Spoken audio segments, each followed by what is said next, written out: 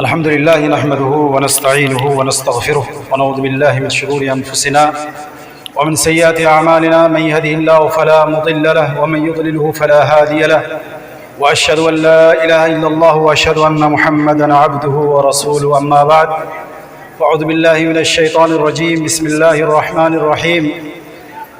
وإذ نجيناكم من آل فرعون يسومونكم سوء العذاب يذبحون أبناءكم ويستحيون نساءكم وفي ذلكم بلاء من ربكم عظيم. محترم اساتذہ اکرام، سامنے بیٹھی ہوئی عزیز طالبات،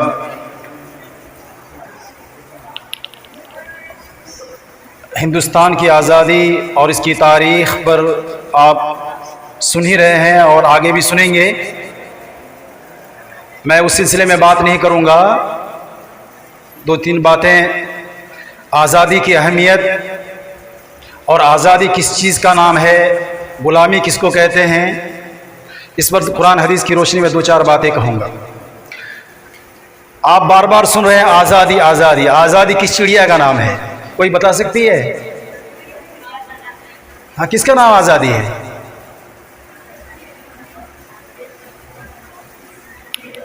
آزادی اس کو بولتے ہیں جہاں بولنے کی آزادی ہو، جہاں کھانے پینے کی آزادی ہو، جہاں عبادت کی آزادی ہو، جہاں سوچنے اور سمجھنے کی آزادی ہو، اس ملک کو آزاد کہا جاتا ہے. جہاں بندش ہو، عبادت پر بندش ہو، کھانے پینے پر بندش ہو، بولنے پر بندش ہو، گھروں سے نکلنے پہ ڈر لگتا ہو، وہ ملک آزاد نہیں ہے. اور یہ آزادی اتنی بڑی نعمت ہے کہ اللہ جل جلالہ نے جب سورہ بقرہ میں بنی اسرائیل پر نعمتوں کا ذکر کیا اور کہا یا بنی اسرائیل اذکروا نعمت التی انعمت علیکم، کہ میری ان نعمتوں کو یاد کرو، میں نے جن نعمتوں کو تم پر کیا ہے، تو ان نعمتوں میں سب سے اونچی فہرست پر جو نعمت ہے وہ ہے آزادی. اور اللہ تعالیٰ نے کہا وَإِذْ نَجَّيْنَاكُمْ مِنْ آلِ فِرْعَوْنَ يَسُومُونَكُمْ سُوءَ الْعَذَابِ يُذَبِّحُونَ أَبْنَاءَكُمْ وَيَسْتَحْيُونَ نِسَاءَكُمْ وَفِي ذَلِكُمْ بَلَاءٌ مِّن رَبِّكُمْ عَظِيمٌ.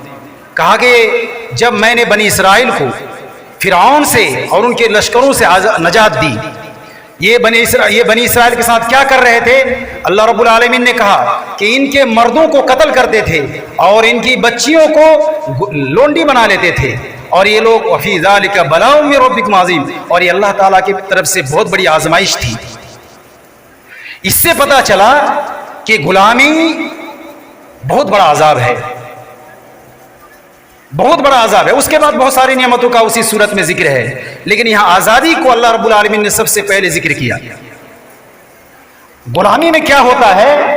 ایک اور واقعہ سنیے. سورہ نمل میں جب حضرت سلیمان علیہ السلام کی طرف سے دھمکی بھرا خط بلقیس کی طرف آیا، اور یہ بلقیس ملکہ سبا تھی، اس خط میں تھا کہ اگر تم ایمان لے کے نہیں آؤ گی تو میں لشکر لے کے آ رہا ہوں. تو انہوں نے اپنے وزراء سے، مشیروں سے مشورہ لیا کہ کیا کرنا چاہیے. خط میرے طرف آیا ہے جس میں دھمکی ہے کہ اگر ایمان نہیں لاتی ہو تو ہم لشکر لے کے آ رہے ہیں، تیار رہو. تو لوگوں نے، ان کے مشیروں اور جو فوجی کمانڈر تھے، ان لوگوں نے کہا کہ آپ تو عاقلہ ہیں، سمجھدار ہیں، آپ جو فیصلہ لیں ہم لوگ مانیں گے. انہوں نے کہا کہ میرے حساب سے ہم لوگ کو تسلیم کر دینا، سرنڈر کر دینا چاہیے. پھر اس نے اپنی بات کی پختگی پیدا کرنے کے لیے کہا کہ اذ دخلوا قریۃ افسدوها، کہ جب کہیں کا فوج کسی ملک میں داخل ہوتا ہے تو اس ملک کا تیاپاچا کر دیتا ہے، اس ملک کو تہس نہس کر دیتا ہے، اور وہاں کے عزت دار لوگوں کو ذلیل کرتا ہے. تو غلامی میں عزت کا ستیاناش ہو جاتا ہے، اور پھر بہو بیٹی کی عزت محفوظ نہیں رہتی ہے. وہاں نہ بولنے کی آزادی، نہ کھانے پینے کی آزادی، نہ سوچنے سمجھنے کی آزادی، نہ گھر سے نکلنے کی آزادی، ہر چیز پر حکومت کی طرف سے بندش ہوتی ہے. اور یہ مسلمانوں نے اور ہندوستانی لوگوں نے 200 سال تک اس کو بھگتا ہے. تو معلوم ہوا کہ آزادی بہت بڑی نعمت ہے. ہر مسلمان کو چاہیے کہ وہ ملک سے محبت کرے. اور یہ جو حدیث پڑھی جاتی ہے کہ ملک سے محبت کرنا ایمان کا حصہ ہے، یہ حدیث صحیح نہیں ہے. یہ حدیث موضوع روایت ہے، لیکن صحیح روایت میں ہے، بخاری کی روایت میں ہے. اللہ کے رسول صلی اللہ علیہ وسلم جب مکہ سے نکل رہے تھے اور یہ ہجرت کر کے جا رہے تھے، تو ہجرت کا بھی معاملہ قرآن و حدیث میں ہے، اسلام میں ہے، اور اس کا دروازہ قیامت تک کھلا ہے۔ یہ کیوں؟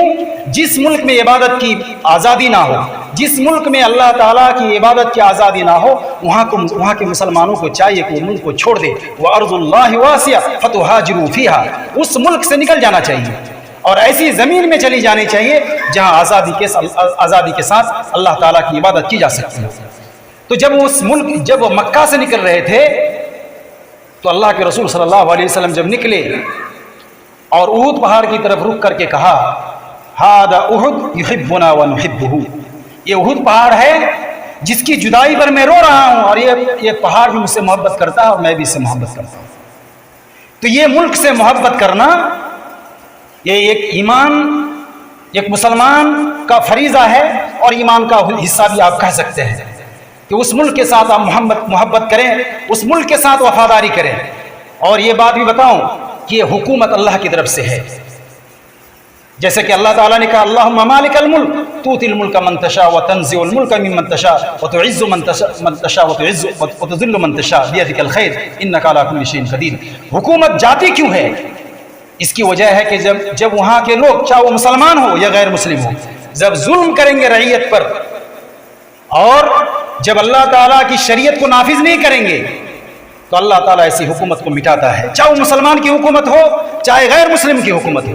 اندلس میں مسلمانوں نے 800 سال تک حکومت کی، لیکن جب میں پڑھتا ہوں وہاں کے علماء کی سیرت، اتنے بڑے بڑے مفسر، اتنے بڑے بڑے محدث، اتنے بڑے بڑے فقہا پیدا ہوئے، لیکن وہی اندلس 800 سال کے بعد وہاں کے لوگوں کو 3 آپشن دیا گیا۔ جب کرسچن لوگوں نے وہاں قبضہ کیا تو یہ آپشن دیا گیا کہ ملک چھوڑ دو، ملک نہیں چھوڑو گے تو عیسائیت قبول کر لو، اگر عیسائیت نہیں قبول کرو گے تو مرنے کے لیے تیار ہو جاؤ۔ کوئی چوتھا راستہ نہیں تھا۔ اور وہی ہوا ہندوستان میں جب مغلیہ حکومت تھی، ان لوگوں نے اور بھی بہت سارے خاندان کے لوگوں نے حکومت کی، 700 سال تک حکومت کی ہندوستان میں۔ لیکن آپ پڑھیے ان لوگوں کے بارے میں، دینی، سماجی، اقتصادی ہر معاملے میں پیچھے، عیاشی میں آگے، پھر اللہ رب العالمین نے ان لوگوں کو بھی بھگایا اور ظالم کو اس پر مسلط کیا تاکہ عبرت حاصل کرے۔ تو جب تک آپ اللہ تعالیٰ کی رسی کو مضبوطی سے تھامے رہیں گے، آپ پر وہ کافر حکومت ہو لیکن آپ پر ظلم نہیں کرے گا، لیکن جب آپ دین کی پاسداری نہیں کریں گے، شریعت کے مطابق زندگی نہیں گزاریں گے، تو اللہ تعالیٰ ایسے لوگوں کو مسلط کرے گا جو آپ کے دماغ کو درست کرے گا۔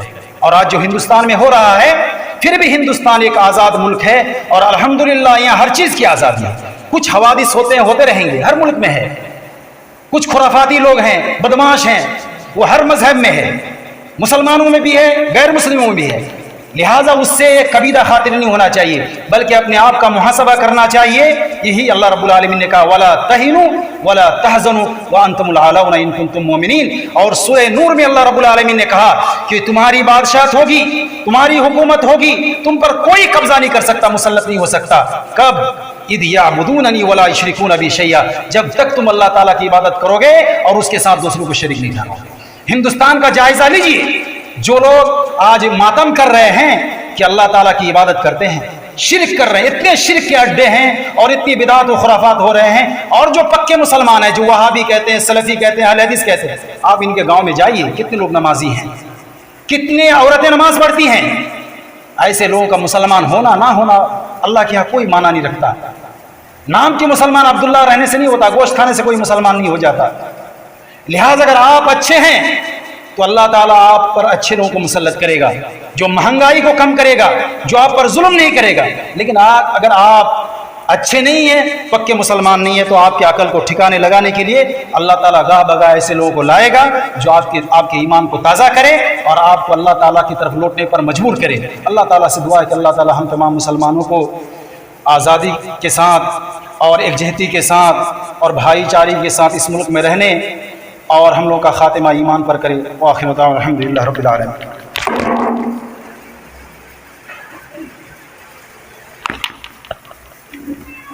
ماشاء اللہ، جزاکم اللہ خیرا۔